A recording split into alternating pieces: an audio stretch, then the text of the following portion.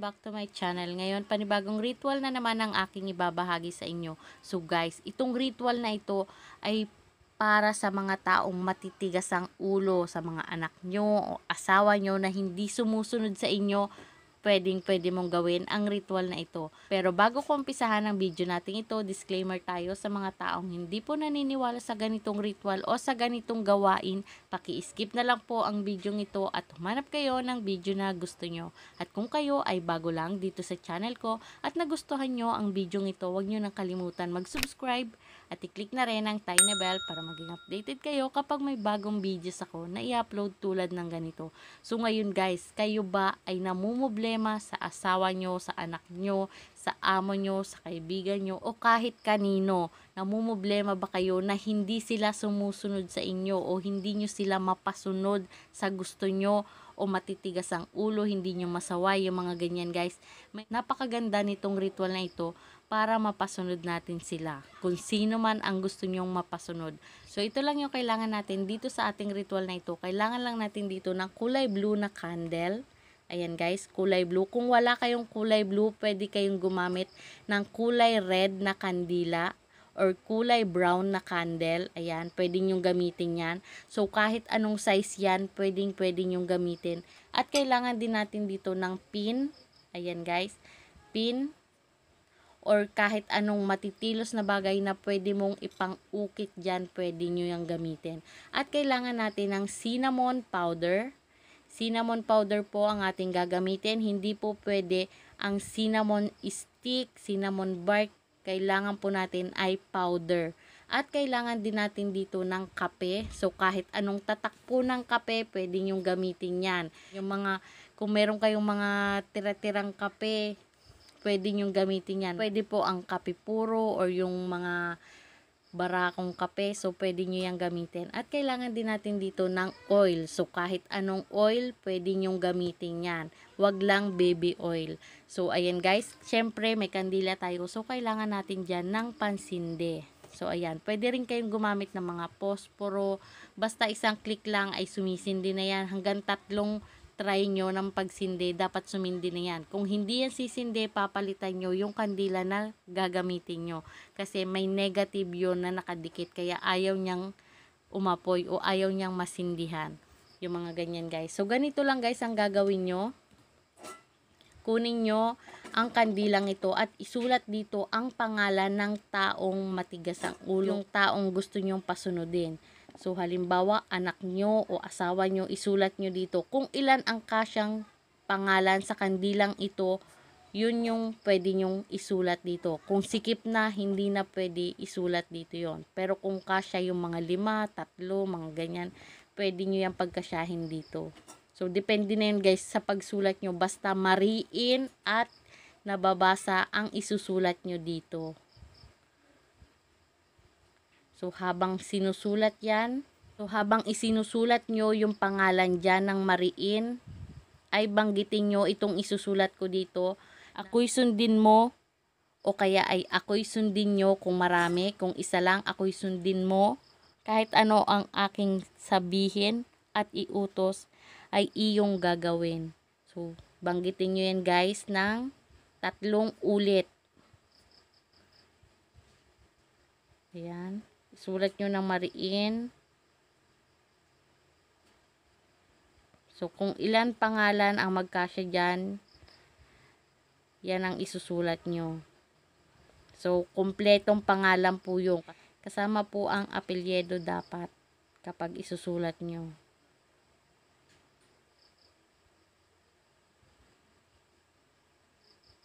So, ayan guys. So, kayo nang bahala kung paano nyo yan mapapagkasya.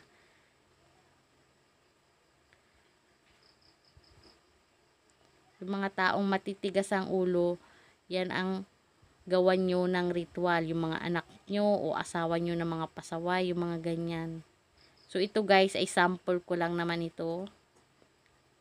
Hindi naman pasaway ang aking asawa o ang aking anak. Hindi naman ganon kakulit yung aking anak. Ayan. So, ito ay sample ko lang naman sa inyo. So, ayan.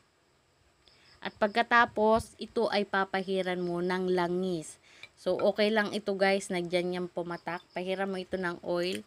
So, kahit anong oil, pwede nyong gamitin. Kung meron kayo nung money oil, pwede nyo yung gamitin. Kung meron kayo. So, pahiran nyo siya ng oil. Ayan. At pagkatapos, maglagay kayo sa plato. So, kailangan pala natin dito ng lalagyan. Itong plato, kailangan natin yung lalagyan na yan.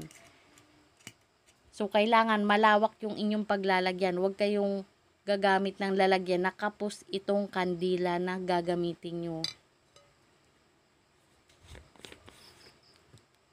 So, ito ay kahit gaano karami. Mag-mix lang kayo ng cinnamon powder at saka yaang kape. Kung anong kape yung gagamitin mo. Basta black coffee yung gagamitin mo. Huwag ka gagamit ng white. Yung 3-in-1 yung mga ganon. Huwag ka gagamit nun. So, ayan guys. I-mix mo lang siya.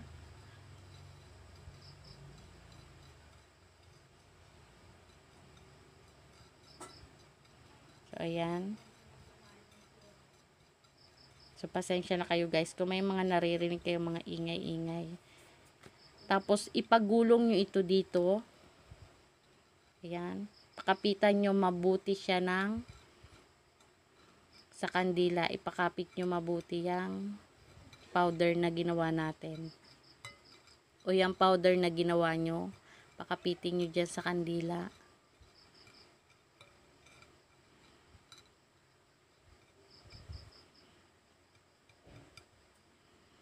Para sumunod siya sa inyo. Ayan.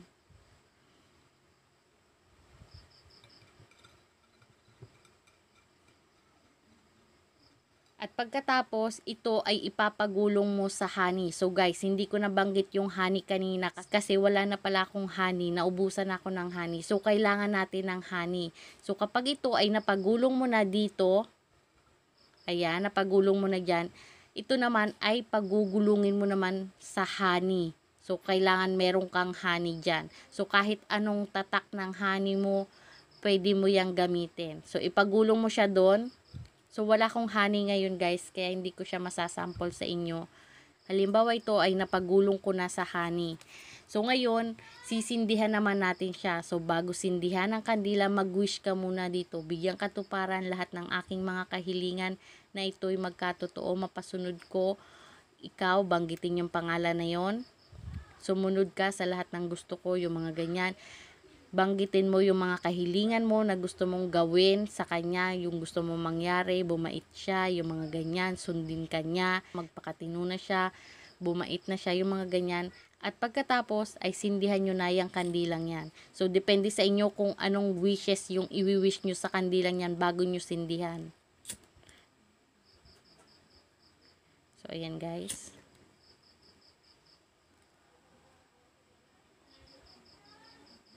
So, ayan guys. At pagkatapos, tumitig kayo sa kandilang yan at banggitin nyo ulit yung pangalan niya ng 3 ulit. Sa liwanag po ng kandila kayo tititig at banggitin yung pangalan niya ng 3 ulit. Pag nabanggit nyo yung pangalan niya ng 3 ulit, humiling kayo ulit na mapasunod siya sa inyo. Sundin niya lahat ng utos mo, sundin niya lahat ng gusto mo. Magtino na siya, magpakabait na siya, yung mga ganyan guys. Banggitin nyo yan dyan. Kung ano yung mga kahilingan nyo na gusto nyong gawin niya, banggitin nyo na dyan.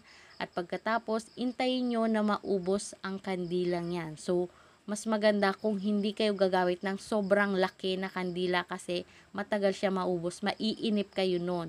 So, pangit kapag nainip kayo. Kaya maganda kung maliliit na kandila lang yung gagamitin nyo para hindi kayo mainip kapag papaubos nyo na yung kandila na yan. So, guys, dapat ay hindi mo iiwanan yung may sinding kandila na yan. Kasi kapag namatay ang kandilang yan, ay mag-uulit ka ng ritual. Kaya maganda kung walang hangin at maganda kung babantayan mo. So, ayan guys. So, kung may tirang ganito, isama nyo siya dyan para matuluan siya ng kandila. Ayan.